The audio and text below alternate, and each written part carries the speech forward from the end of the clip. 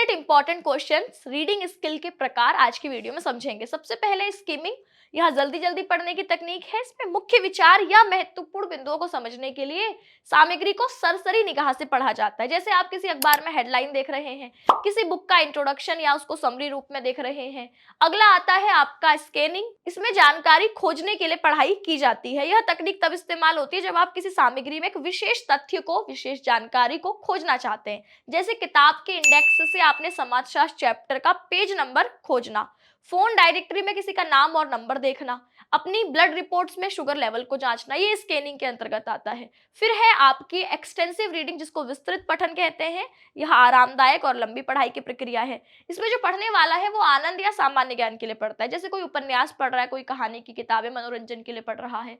इसमें नई भाषा में सरल किताबें पढ़ना शामिल होता है। फिर है इंटेंसिव रीडिंग। इंटेंसिव रीडिंग जिसको हम गहन पठन कहते हैं, यह गहराई से पढ़ने की तकनीक है। इसमें हर शब्द, वाक्य और अर्थ को समझने पर ध्यान दिया जाता है।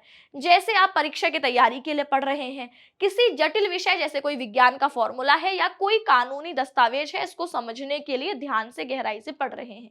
किसी कविता की व्याख्या करते हुए उसके हर शब्द का अर्थ निकालना भी इंटेंसिव रीडिंग के अंतर्गत ही आता है। इसके बाद है साइलेंट रीडिंग, या इसको हम मौन पठन कहते हैं। इसमें बिना आवाज किए आपके ध्यानपूर्वक पढ़ना शामिल होता है। जैसे आप लाइब्रेरी में पढ़ रहे हैं या एग्जाम की पढ़ाई के लिए एकाग्रता के साथ पढ़ रहे हैं।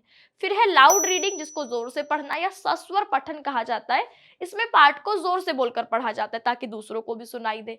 इसमें जैसे अध्यापक अपनी क्लास में कोई पाठ पढ़ा रहा है तो तेज की पढ़ाएगा, बच्चों को कहानी सुना रहा है तो वो जोर जोर से पढ़कर सुनाएगा, इसलिए आपका ये पठन का प्रयोग किया जाता है। अब एक सवाल आप लोगों से कि यदि किसी विद्यार्थी को पाठ की हर लाइन का अर्थ समझना है तो वो कौन सी विधि अपनाएगा?